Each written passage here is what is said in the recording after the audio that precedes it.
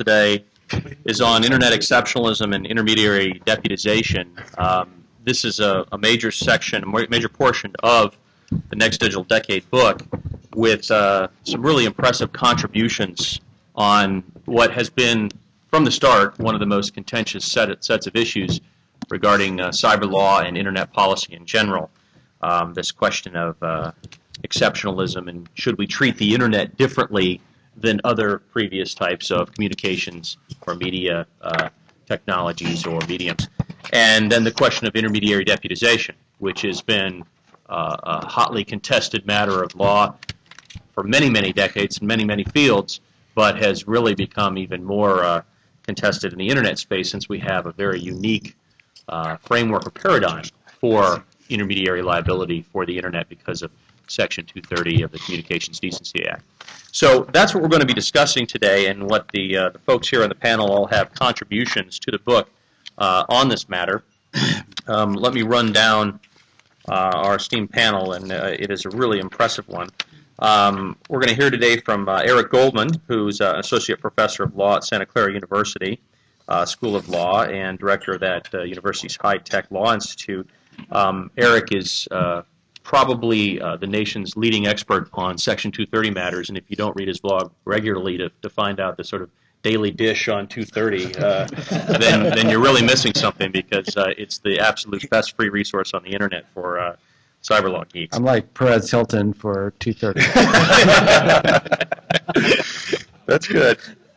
We also have Professor H. Brian Holland here, who's joined the faculty of Texas West End School of Law in 2009. Prior to that, he was a visiting associate professor at Penn State University's Dickinson School of Law, and he has a terrific chapter in the book about Internet exceptionalism that is really one of a kind. I found it a couple years back and was really impressed by it, and told Darren it really has to appear in this book, in this collection, and we're going to hear from Brian about that in just a moment. We'll also hear from Josh Goldfoot. Josh right there. He's a senior counsel with the Computer Crime and Intellectual Property section of the U.S. Department of Justice, and I know, I should stress here, he's speaking in his private capacity only and not for his employer or his co-author for the chapter in the book, Judge Alex Kaczynski, who's a judge of the Ninth Circuit. But they've contributed a wonderful essay, sort of a contrarian view of some of this Internet. That in just a moment. We are also joined by Mark Mccarthy, who has probably more real-world hands-on experience dealing with intermediary liability and deputization issues than just about anybody else. He currently teaches and conducts research at Georgetown University's Communication, Culture, and Technology program. But in another life, he was senior vice president for global public policy at Visa, where he again dealt with all of the matters we're going to be discussing here today, and has a wonderful, lengthy contribution to the book, which goes through a history of all these things and these issues. And then finally, again, we're joined by Frank. Frank Pasquale's up here, and he's, again, with Seton Hall Law School and a visiting fellow at Princeton University Center for Information Technology Policy. And Frank's going to be discussing some of the issues from his chapter, I hope, in the book that dealt with the question of search and online liability in that context, and even potentially a federal search commission for the Internet. So let's get started. I think I'm going to turn to Eric first, and as I do, I'd like it if each of you can just maybe say a brief word about your contribution, or contributions plural, as the case may be, to the book, but obviously specifically why they're relevant to this topic of Internet exceptionalism or intermediary deputization. Eric? Yeah, thank you, and I'm so glad to be here. And this has been such a delight to participate in the book project and to be a part of the program. So thank you very much. I have two relevant contributions here. I wrote an article called "The Third Wave of Internet Exceptionalism," where I give a short treatment of how I think we've actually gone through three different waves of thinking about it. One of the things, in preparing for this, reading the book chapters, I noticed that we were using the term exceptionalism for different purposes. On this one, I was talking strictly about how the law might regulate the Internet differently than it does other media. And we started out in the mid-1990s with a approach of giving the Internet specialized treatment favorably because we knew we would screw it up. than turning and saying, well, actually, let's go ahead and just screw it up. To the third wave, which is actually what I've noticed is a fracturing of internet exceptionalism. We're now seeing various types of sub-communities within the internet that are themselves being subject to unique regulation. I've recently done some research, for example, on internet dating sites, and we have a whole raft of laws that are coming out about internet dating sites as a subset of the internet community. We think we can carve out this little piece and treat it different from the rest of the internet and different from the rest of the world. And so I see exceptionalism as proliferating, that we're having multiple versions of it. I'm going to take whatever balance of time I have in these intro remarks to talk about some perspectives on 47 U.S.C. 230, which, as Adam indicated, is something I think a lot about, spent a lot of time in. We are having a conference that was already referenced on March 4th. I'm happy to give you guys pointers to where it is, where we're going to have a true geek-on-geek event to talk about 47 U.S.C. 230. We're not going to start with the premise, let's talk about cyber harassment, or let's talk about online ills. We're going to start with, let's talk about statute, and we're going to anchor a bunch of things off of that. And from my perspective, I see 230 as really having been one of the few things Congress really did get right. And I spend so much time on my blog bashing legislators for screwing things up.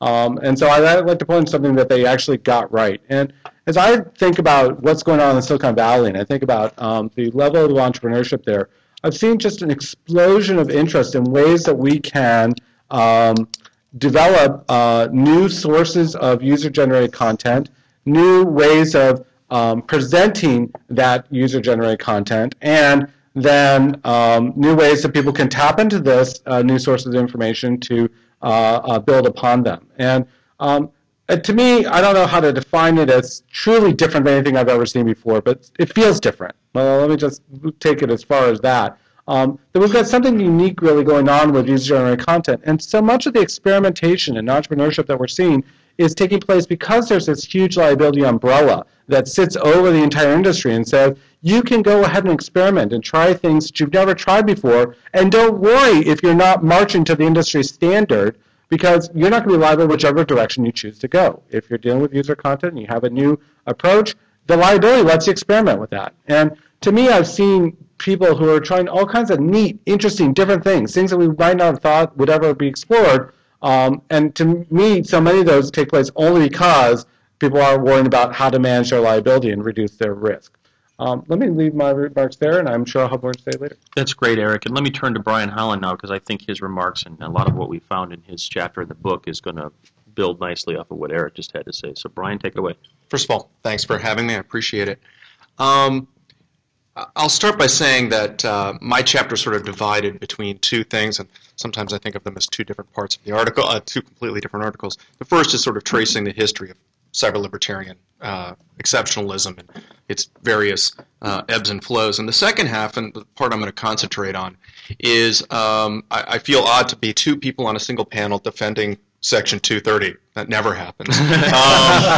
But my chapter is really about a defense of 230, and just to give it the brief overview, I'm going to start with the point that this type of exceptionalism, I'm just going to use the word exceptionalism rather than a long title, but this type of exceptionalism really is not about, in my view, the absence of social norms, which I think is what it's come to be thought of by a lot of people.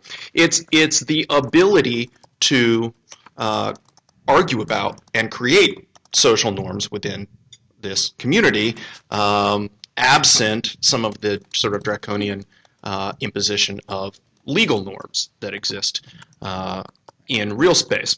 And so my chapter really talks about the role of Section 230 in this, and I don't think it can be understated.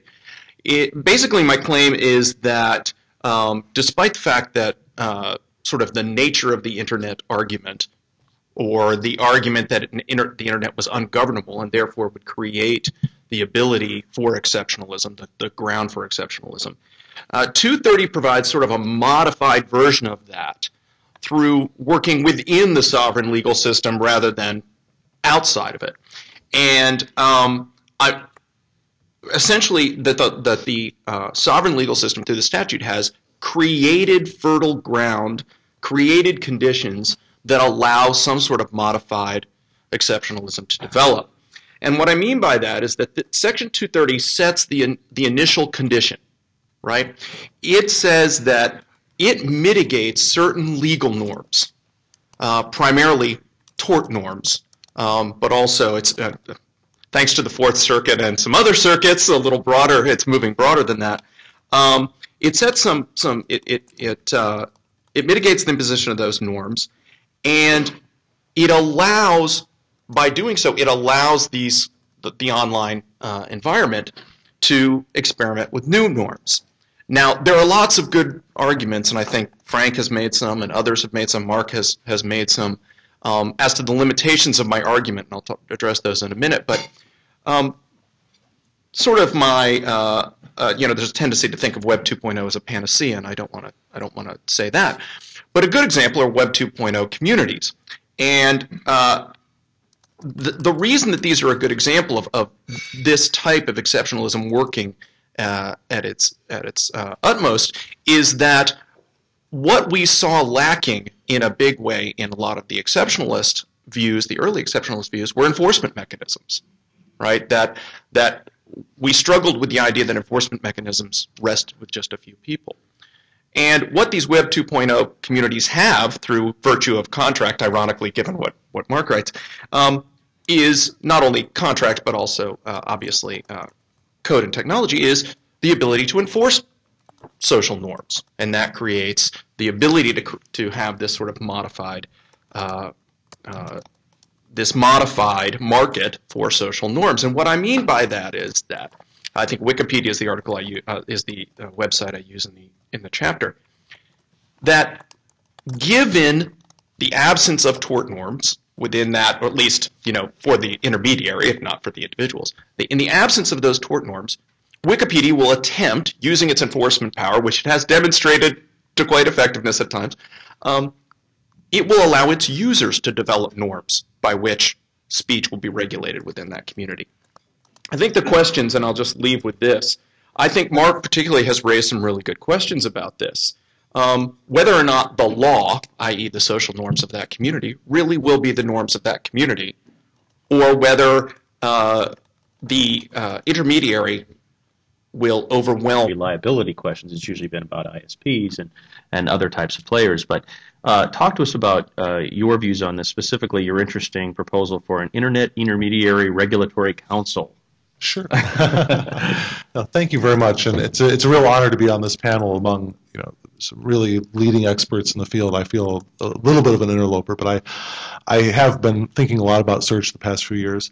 I think the one way in which I would try to argue about search engines as being unique, or that well, I guess the first thing I would say is I think it's very hard to draft a law of general applicability to everything. I mean, I heard Eric sort of, I think, was jokingly talking about, well, they're trying to carve out a world of online dating sites and a world of this and a world of that. Well, I kind of think we may need that. I mean, we may need different rules for, say, a site that gets 5 million visits a week than a site that gets 20 visits a week. I mean, I think employment discrimination law, I think or lots of health law, other forms of law, different size employers are treated very differently. I mean, if you look at the health reform law, almost throughout the whole darn thing, there's just, if you have 25 employees, 100 employees, 1,000, very different treatment. And I think we have to be open to the possibility that different communities, as in Brian's excellent work has shown, there are lots of different communities out there, but maybe once they reach a certain critical mass, they undergo, or they should undergo more scrutiny.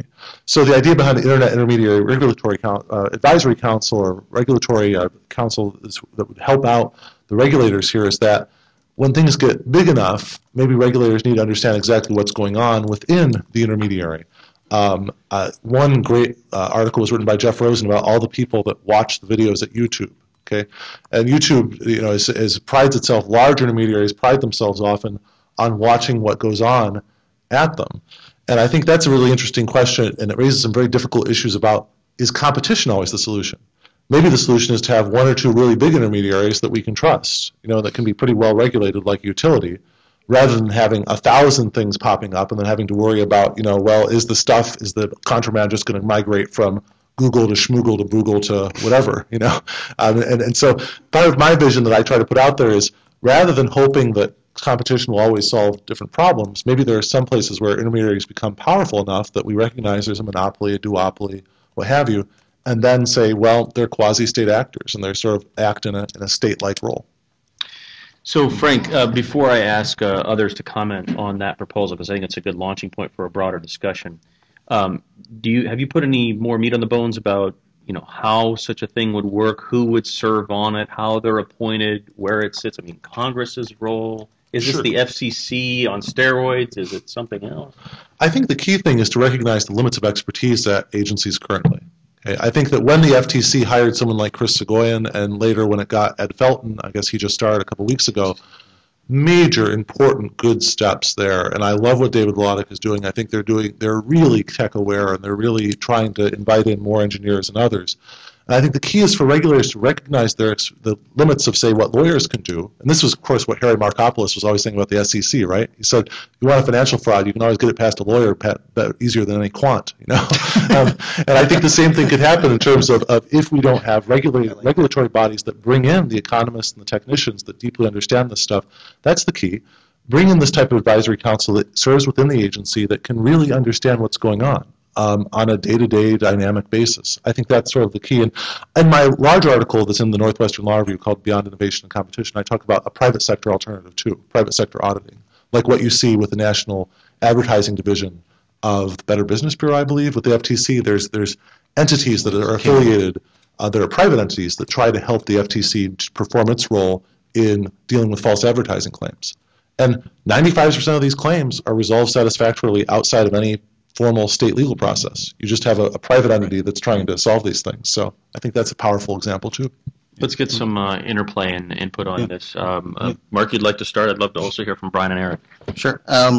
You said a magic word of state actor, and that triggered some thoughts. Because I do think we have to focus on two developments in the internet world that cry out for rethinking this distinction between private action and government action. The one is, and this has been noted before by other people on this panel, and Susan Crawford made reference to it, and it's sort of a commonplace, but it's worth mentioning.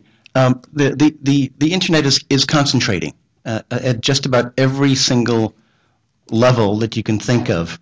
There are a small number of very powerful entities that basically dominate that segment of the market, whether it's the ISPs or the social networks, the search engines, the social networks, the online marketplaces, the payment processors. We need not go towards Frank's idea of reducing competition in order to get a manageable number of people who we can then give orders to. That's already happening. I mean, it's happening naturally by sort of greedy megalomaniacs who are asserting their own control, but through the natural forces of network effects, people want to go where other people go, and the natural result of that over a fairly short period of time is that there develop a small number of actors in each of these market segments.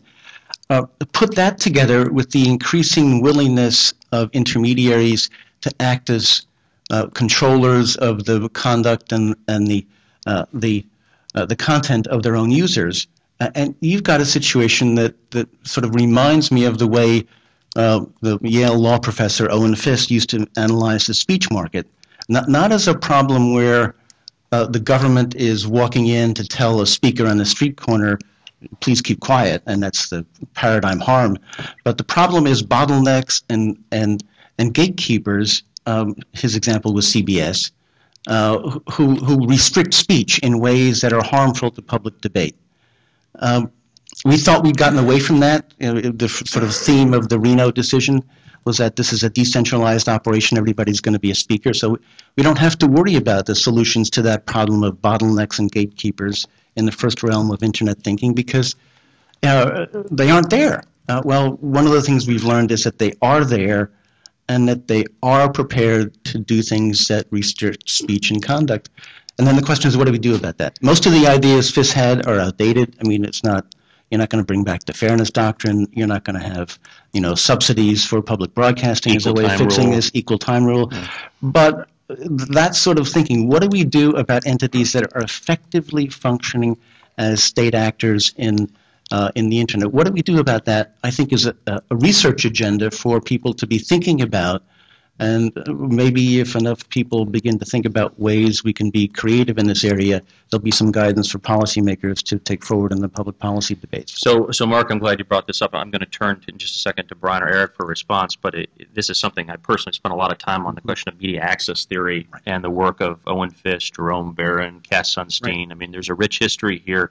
Part of the response, including for people me, has been, well, the answer to that bottleneck concern or that gatekeeper control is more competition, more choice. Frank has suggested maybe, that's not all it's cracked up to be. We're never going to have enough choice or competition. We'll always have certain gatekeepers that need to be policed and considered public utilities. So with that as a backdrop, let me ask Eric or Brian to jump in here and say, what's your response here? It sounds like, the theories you guys have articulated are under attack in a pretty big way.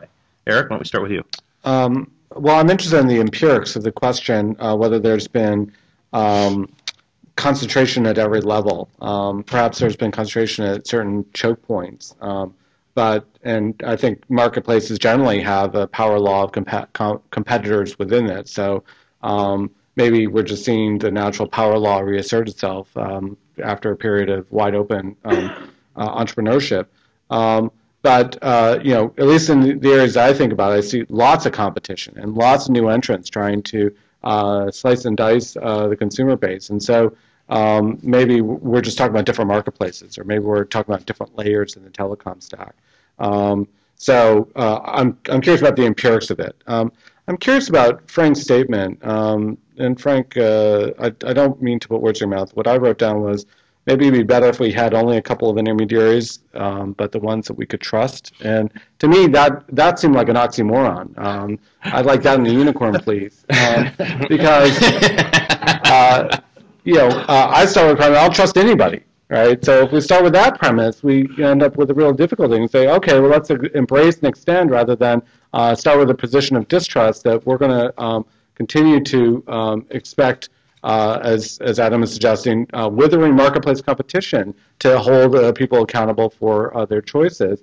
It sounds great in theory that that if we had the government that we could trust, and then we had a bunch of a small number of intermediaries that the government who we trust is overseeing, that we would then get the imputed trust. I mean, that whole chain is rotten at its core for me, because I don't start with the premise I don't trust the government. So how can I trust who they supervise? Before I get a response from Frank and Brian, would you like to say anything on this point? Yeah. First of all, let me start by saying that my focus here is content, sort of a social expression more than perhaps search engine technologies. But and I'm not an economist, but I do think that not every burgeoning monopoly to me is to be treated the same or conceived of the same. I mean, I am not terribly worried about Google because I think the market choice is relatively easy to facilitate there. I am more worried about Facebook. I'm not terribly worried, but I'm more worried because of what the network effects issue. And but the solution to me is not so much oversight, is perhaps maybe some effort to facilitate a market in portability, something to that extent. Market facilitation remedies, not necessarily internal oversight remedies. So there's a lot of questions there about where the test would be in terms of determining bandwagon effects and lock-in and things like that. Exactly. But before we get to that, Frank, do you want to respond to some of what Eric had to say? Sure. And Josh, feel free to jump in here whenever you want. Oh yeah, no, I guess I would respond. One would be, yeah, I guess it's a voice versus exit issue, right? And if you always think that there's an exit point, then maybe you don't care so much about voice, to use the old Alberto Hirschman dichotomy. But on the other hand, I mean, Visa and MasterCard, it seems like those are basically your choices. I mean, if they decide to do the same thing, then maybe there's Discover and American Express, but they seem to be just sort of hanging on, But the other point I guess I would make would be to give you a practical example, because I know when I say, oh, I don't want competition, that sounds horrible, but the practical example might be, look at what happened with, say, Juicy Campus. Okay, So there's an example where you had, and I based this on the work of Ann Bartow and of Daniel Citron and others, called Cyber Civil Rights, where they talk about there are these cyber cesspools that develop. Okay, and so I'm kind of more happy if kids in general are migrating to Facebook, where there are rules and there are certain forms of protection for them, or say MySpace, which also I think did a good job in dealing with complaints from Brazil about child exploitation and other things like that. They had someone review every picture on the website. When you have something like that going on, I'm happier to see that type of convergence rather than to see, say, different little sites pop up where you can have the cyber cesspools pop up and then they fly by night and let anything go. So I think there's a practical example where maybe you do want to see convergence to one well-regulated core or hub rather than constant churning. So Frank, it sounds to me like you're longing for large, trusted intermediaries who can be good corporate citizens, and we can trust them to play the role of a good intermediary, but with a little bit of policing at the margin from somebody who you've not quite exactly made it clear who that is or where it's at. But let me turn to Eric here and ask him, what's wrong with that vision? Does law need to facilitate it? And then you might also want to comment on the whole juicy campus thing, because I know you've written a lot about that too. I mean, it's such a rich discussion. We could go in a lot of angles. I guess once we have a government instantiated monopolist or oligopolist, we've frozen in time a marketplace, and we make it so difficult for new competitors to innovate. I think Facebook is a fine example. We say, let's go ahead and dump everybody into Facebook and let them act as our private censors. What will that do to the people who will ultimately dislodge Facebook? And for those of you who think Facebook's the winner, well, let's just go back in history and look at all the internet companies, like Adam was pointing out, who we thought were the winners, and 10 years later, they weren't the winners anymore. So if we lock in Facebook and all of its glory, we're giving up a lot. And I worry that by having this be an official integrated solution between government and the private entities, that in fact we're distorting the development of the marketplace. Just quickly about Juicy Campus, I will point out the marketplace did drum them out. It wasn't completely neutral of government intervention, but they did get kicked out of the marketplace, as did People's Dirt and as did some of these other pop-up sites. Maybe the marketplace does respond to those. We just have to be a little patient. Mark? Yeah, no, I think my students over at Georgetown know all about Juicy Campus. They hate it, and they're glad it's dead. But on the question of whether we should somehow create monopoly intermediaries, I don't think that's the issue. I think the marketplace will do that all by itself. They're going to be there, and you were talking earlier about dynamism, and maybe we don't have to worry about that because in a few years someone else will come along. But what you've got effectively is a series of gatekeepers. At any stage, you're dealing with a restricted number of very large entities that effectively control conduct and speech. And so you're never going to be at a point where you can say, now we don't have to worry about it.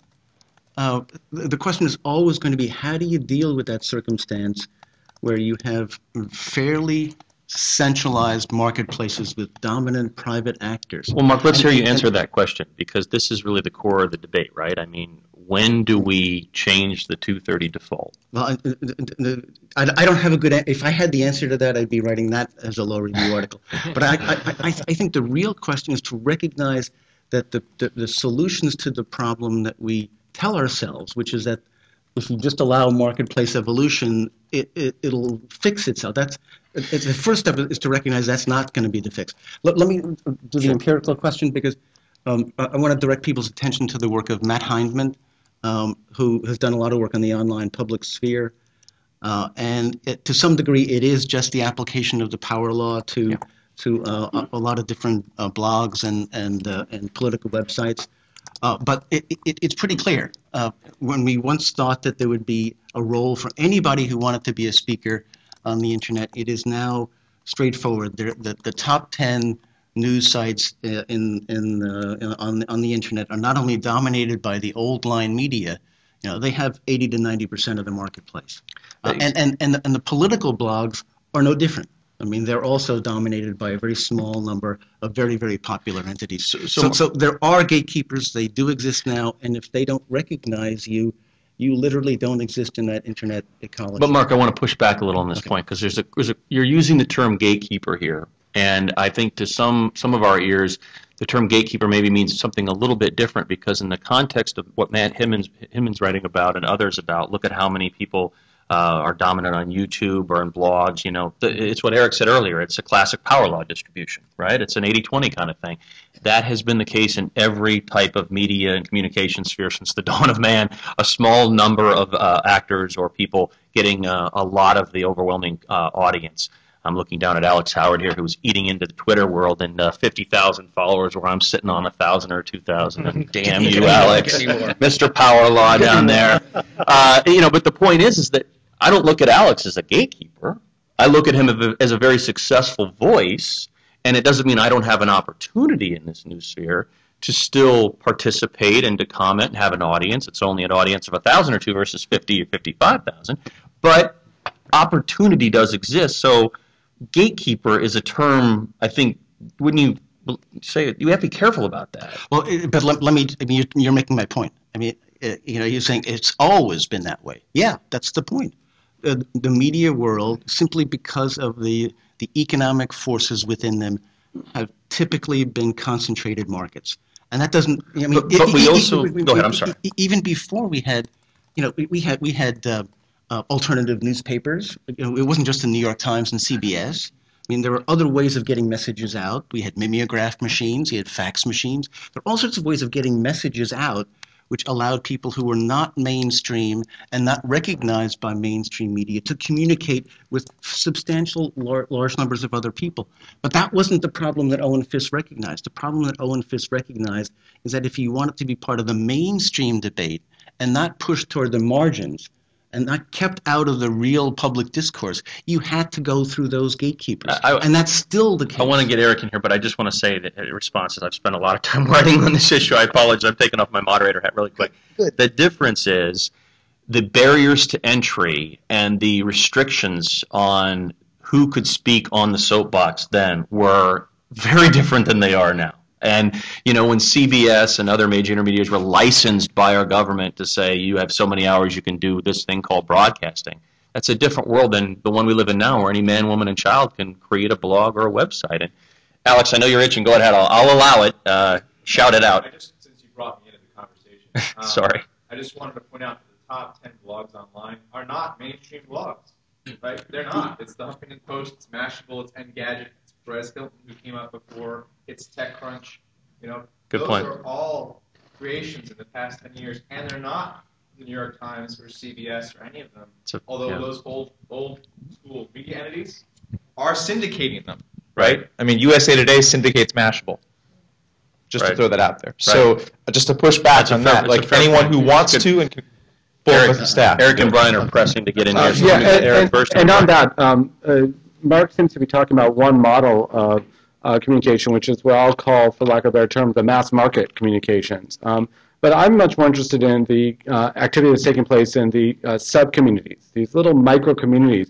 There's just so many conversations taking place that simply never could occur before. And so if we're worried about the mass market discussions, that's fine. That may consolidate to a list of known players, and there may be incumbency advantages from iteration to iteration. But, for example, in the vegan world, there is a very active online discussion about vegans topics that never took place before, and that I would argue to is much more fractured, where there isn't a single dominant CBS of the vegan world the way that we might have thought about in broadcasting in the 1970s. That's great. Brian, you wanted to comment too? Yeah, and this may seem an obvious point, but I mean, there's a difference between getting a voice and getting an audience, and having the ability to do that. And I think just being on mainstream, I mean, the definition of mainstream to me was that you draw the largest audience, and you draw this core audience, and therefore you had an economically supportable model, supported by institutions that may not have everyone else's interest in mind. And at the moment, I do think there was this massive disruption where many people were given a voice, but not guaranteed an audience. And many of them have found very good audiences, and many of them are very happy that they have found very good, solid, small audiences. And to me, that's okay. I would not expect, sorry, Eric, vegans to draw huge audiences, relative to the population of the United States. Relative to the world of vegans, maybe there's a blog that is just, it's the CBS of vegans. Mm-hmm. But that, to me, the absence of voices from this, and rather than calling it the mainstream media, maybe we all ought to just call it, the middle, doesn't necessarily indicate to me that there's an imbalance in the media environment. That's a good point. In a moment, I'm going to go to the audience. We've got a lot of smart people here, and I want to get some questions. I just want to try to bring in Josh on a point here and maybe get a follow-up from Mark, because Frank used the term, what do we do about the cyber cesspools? And there's no doubt about it. There's a lot of disturbing stuff that you can find on the Internet. And we have also, I think it's worth pointing out, carved out certain types of activities from this 230 framework. I mean, clearly it doesn't apply to most criminal activity, or it doesn't apply to intellectual property, right? I mean, we've got some carve-outs. I guess my question is, how do you deal with the worst of the worst of child porn, things like this? And is the carve-out model the one that we could end up seeing expanded here as we see a movement away from exceptionalism and from intermediary immunity? Is that the way it's going to be done? We're going to go case by case and, grow it in that model? What do you think about that? I think I start with the impression that the Internet is just one aspect of human activity, and the fact that someone's doing something on the Internet doesn't necessarily change our perspective of whether that's proper or not. Now, the only thing you add we have at intermediaries is the question of how much they're assisting in the conduct that you don't care about. For transmitting child porn, if they don't have knowledge that they're doing it, well, usually you're not going to hold, obviously, AT&T liable because child porn happens to pass across its network. But if you're having someone who's selling web hosting service and they know who they're selling it to and what's happening, then they might be considered. Knowledge is usually the point where you make the breakoff. Now, are you asking crime by crime, how do we care about, or instance by instance? Hey, let's take it one at a time. I think part of the problem is with a philosophy that treats the Internet it's a la Section 230, where say all the torts are now, we're going to exempt you from all the torts. I think probably better to consider it one by one and consider the arguments like whether it would influence innovation or whether we can make a workable determinate rule tort by tort rather than as blanket. Okay. Anybody else on that point, or can I ask the audience for questions? Does anybody have a question? Because I have a follow-up on that. Milton, please stand up, speak clearly, identify yourself, and ask a question. Hi, I'm Milton Mueller of Syracuse University.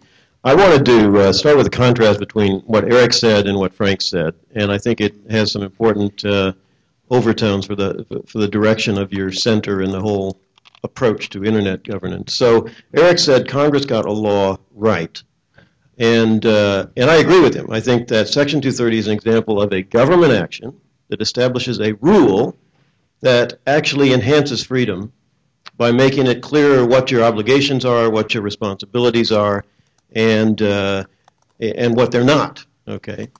Now, one of the traps that libertarians fall into is that they get caught in this regulation is bad, no regulation, no government is good dichotomy, which you always get hung up on.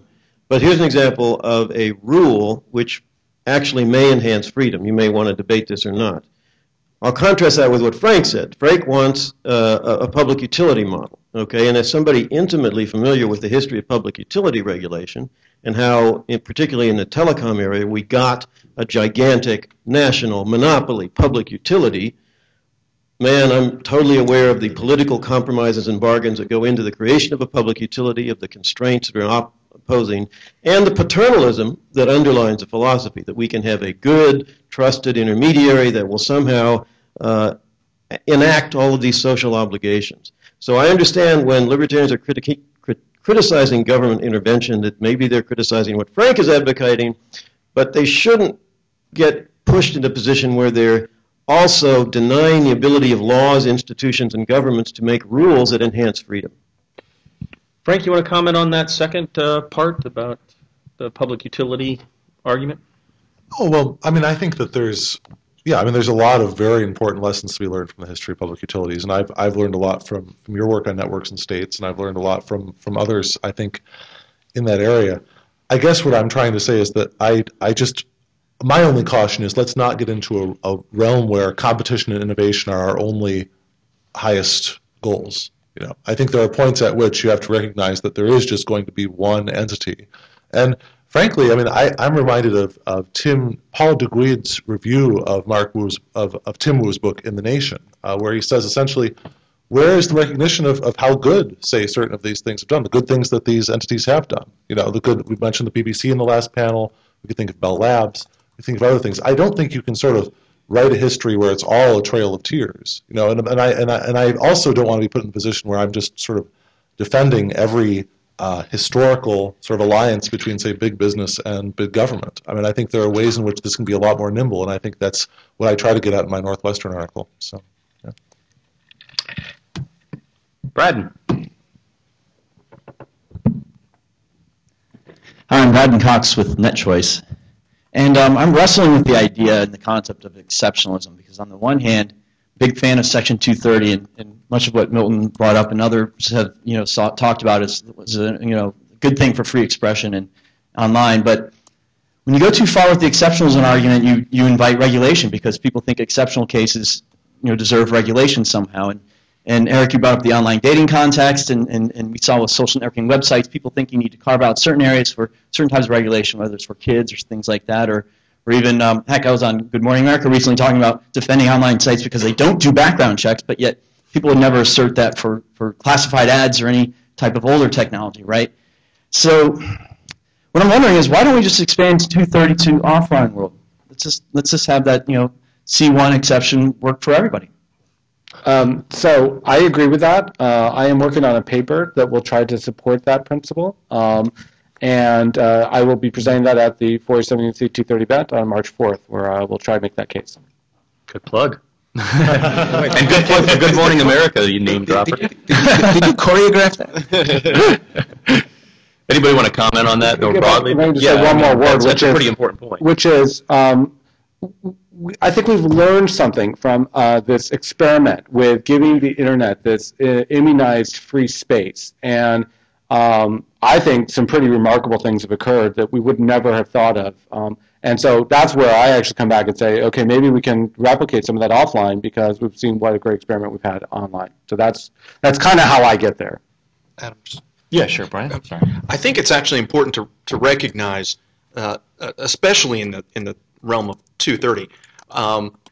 In my article, I use the word modified exceptionalism, and maybe that's not even a strong enough term, because this is a very narrow statute in one way. You still have contracts, you still have criminal law, you still have IP law. To me, although it's a very broad grant of immunity, it's applied to a fairly narrow band of activity, right, and a fairly narrow band of common law and statutory regulation. So to describe it as exceptionalism maybe has too much baggage in that sense of the historical idea of a completely separate and distinct, non-governed or self-governed environment. So I think just putting 230 as exceptionalism in play is probably saying a little too much. It's a narrow band of exceptionalism, which I think has been a fabulous experiment to see what can occur. And I agree with Eric. I think the results have been of that experiment, notwithstanding the cesspools that hopefully dry up quickly, has been very successful. In a paper that, while we're doing shameless plugging, in a paper I wrote about 4 years ago on this question of regulatory asymmetries between the online world and the off, I try to tear a page out of the world of trade law and suggest that maybe something like most favored nation clause treatment is applicable here, where we could find a way to say that you would accord new technologies, new developments, new innovations, the least regulated, least restrictive type of approach or framework that is accorded to anybody else in the field, to find a way to level the playing field, because all too often debates about leveling the playing field are about regulating up as opposed to potentially deregulating down. I found that to be a loser with a lot of people.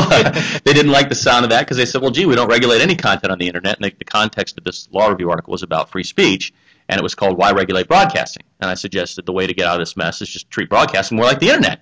Pretty simple. But everybody else wanted to treat the internet like broadcasting. So anyway.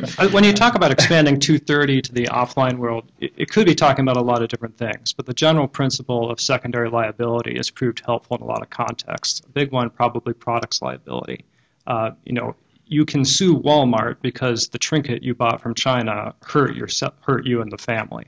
Walmart is held responsible for everything it sells, even though it wasn't ultimately responsible for misdesigning the product, as an example. Now, you could say, well, let's get rid of, I don't know that you're saying that's not put words in your mouth, but that someone could say, let's get rid of that. Let's just say you have to go over to China and sue them there. For a lot of reasons, we have arrived at a position where that's not how we have things. There are other examples where we have found it useful as a society to hold people that are somewhere along the chain, even though they are not themselves directly responsible for all the harm, putting some sort of duty on them to try to make sure that as they move things down this chain, it's not going to cause undue harm to other people. When you focus only on issues such as speech type stuff and slander, libel, all that, I think those are increasingly less sympathetic torts in our society. And it's a lot easier to make a case for that. Let's just ban libel altogether and slander. No one sues under that anymore anyway. But the general principle of secondary liability is, I think, still a very useful one, and it is also a useful one on the internet, especially for things that are less speech-ish. Just to be clear, I don't think you said this, but I don't think 230 would cover an online retailer sale of physical goods. So, no. So I don't think you said that. But just to be clear, but where you were going would be, why would the same content that runs on Craigslist not be covered under 230 like liability if the newspaper published that as a classified ad? Yeah. Other questions here? Steve, you have one? Steve Jalbianco with NetChoice. Mark, half the title of this is the intermediary deputization, and you described how the payment intermediaries had taken some positive steps to cut off the air supply, deny payment to certain services, and that it was, I think you said it worked. But we should never underestimate the tendency of Congress and maybe IP lawyers to take something that's worked and make it into something unworkable. Speaking of the COICA bill, the unfortunately named COICA bill that was reported unanimously out of Senate Judiciary last year and will no doubt come back again in the new Congress. It also picked up on Mark's idea and said we're going to deputize the intermediaries. No payment service can convey money from an American purchaser to any website that hosts this counterfeit or infringing activity. But it went on to say that registries, registrars, name servers, and hosting services shouldn't be able to direct internet traffic to those sites. And then it opened things up by saying that advertisers and advertising networks shouldn't be allowed to spend money with these sites by providing the air supply of ad revenue. And the question for you guys, is that an appropriate deputization? And if so, when does it stop when it comes to cutting off the air supply? Could Congress say that public utilities should not provide electricity and water to an office of somebody that's doing it? And can you go after the pizza delivery boy for feeding the programmers that work there? I mean, when does it stop? Who's an intermediary and who's not? Steve, you used the term air supply 3 times. Were you an old fan of the band? Who gives, buddy? I suspect you do too, because your paper talks about that. I mean, the way if I look at the last 15 years, it's been this constant battle back and forth between which intermediary we can put on the hook to cut off the bad guys, whoever they are and whatever they're doing. And so it's natural, if you're going to embrace Mark's approach, which I don't, of saying let's make the payment systems, co-opt them into becoming our private censors, you got to cut off all sources of money, right? So you do have to cut off things like the ad networks. They go hand in hand. You have to treat them equally. And so it makes total sense, if you're going to go down that route, to treat them equally. It makes no sense to do either, in my opinion. But we've seen a number of cases in the last 6 months or so where we're seeing increased pressure on these service providers in the IP arena. And I'll point to just a couple. I'll point to the case that just came out. I haven't even had a chance to blog it yet, involving an ad network being ordered to cut off servicing a site that was allegedly distributing infringing copies of books. I'll point out the Roger Cleveland case where a site was ordered, was held potentially liable because they were providing SEO and web design services to an allegedly infringing trademark counterfeiting site. And of course, then there was the Frontline case, which Mark, I think, has written about in some of his work, where the credit card processing systems were held liable under a trademark theory, or were not disposed of liability for providing services to an allegedly counterfeit site. This is an ongoing battle, whether it takes place in Congress or in the courts. We're going to see this constantly go. The only way we avoid this, in my opinion, is to deregulate or unregulate the process. That's what made 230 so brilliant. By taking that question off the table, we don't see these suits work. We see ad networks sued for 230-based claims. They get tossed out of court instantly. It's on the IP side. We're seeing all this innovation among regulators because we don't create the precondition to end that discussion. Josh, do you want to add something? I don't know where we draw the line. Obviously, there's one. I think the Pizza Boy and maybe the power company, you can start to draw a line at whether what they're doing is providing a crucial service. I think pizza, perhaps not. The power company, frankly, to me, is a bit of a tougher question. But one thing I'd add to it is that the intermediary has to know what's going on, and they have to have the actual ability to stop what's going on. That right there is going to cut out a great deal of the scenarios you could imagine. Does that mean that you could call up the power company and say, 123 Hastings Lane, we're downloading a Metallica MP3 right now, go ahead and cut their power? Arguable, actually, whether that would actually stop the download from occurring. But yeah, I'm actually open to considering that. There's no knowledge standard in the COICA bill. It says that if Justice Department or court puts them on the blacklist, that's enough knowledge that you need. If they're on the blacklist, stop feeding them, stop cooling their offices. I see David Johnson's got a hand up back there. Let's hear from him.